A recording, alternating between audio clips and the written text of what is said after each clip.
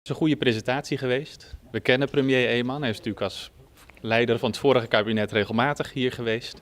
En we hebben als Kamer gevraagd, hoe gaat u verder? Wat gaat u doen in uw tweede periode? U heeft vertrouwen van de kiezers gekregen om door te gaan. En hoe gaat u dat invullen? En daar heeft hij goed antwoord op gegeven. We hebben een positief beeld.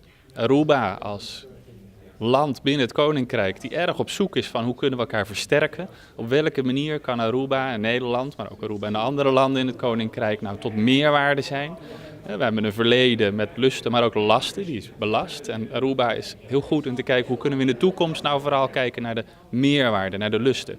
Daar zijn concrete stappen in gezet. Dat vind ik knap, daar heb ik waardering voor. En vanuit Nederland hopen we daar echt bijdrage aan te kunnen leveren met Nederlandse bedrijven. Maar ook met de Nederlandse overheid, die helpt waar dat kan. Ja, we volgen Aruba zeer goed. Vooral de commissie Koninkrijksrelaties doet dat natuurlijk, want dat is onze specialiteit, ons taakgebied. En we zien goed dat Aruba soms moeilijke dingen heeft, zoals sluiten van de raffinaderij, maar ook positieve stappen zet. Zoals die conferentie die nou recentelijk is geweest, waar echt de verbinding gemaakt wordt met het Nederlands, het Europese bedrijfsleven en het bedrijfsleven van Zuid-Amerika met Aruba als knooppunt ertussen, als natuurlijke brug hoorden we vanavond. Dat zijn hele goede ontwikkelingen en ik hoop dat die nog veel verder zullen gaan.